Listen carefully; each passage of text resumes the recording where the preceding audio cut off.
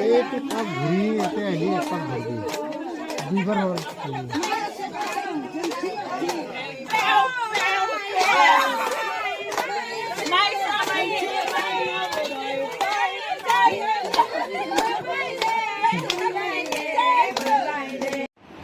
তো অনুভৱ বিয়া সম্পূৰ্ণ হৈ গ'ল। এতিয়া বৰ্তমান বিয়া সম্পূৰ্ণ হোৱাৰ পাছত ল'ৰা কইনা ঘৰৰ ভিতৰত সোমাব হৈছে।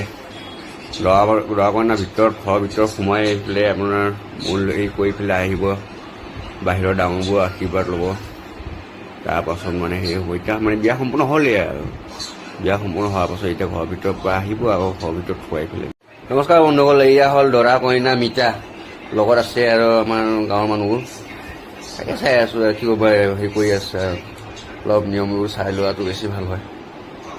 তাকে বিয়া খাবলৈ আহি এয়া কৰিছোঁ, ভিডিঅ' তুলিছোঁ। এয়া দেখিছোঁ নহয় দৰা কইনা, এয়া ডাঙৰবোৰৰ আশীৰ্বাদ লৈছে। কিন্তু ডাঙৰবোৰৰ আশীৰ্বাদ লৈছে ঠিকেই, কিন্তু মিতাজনৰো কি ক'ব, আঁঠু চাল বাকলি যায় আৰু হয়নে নহয়?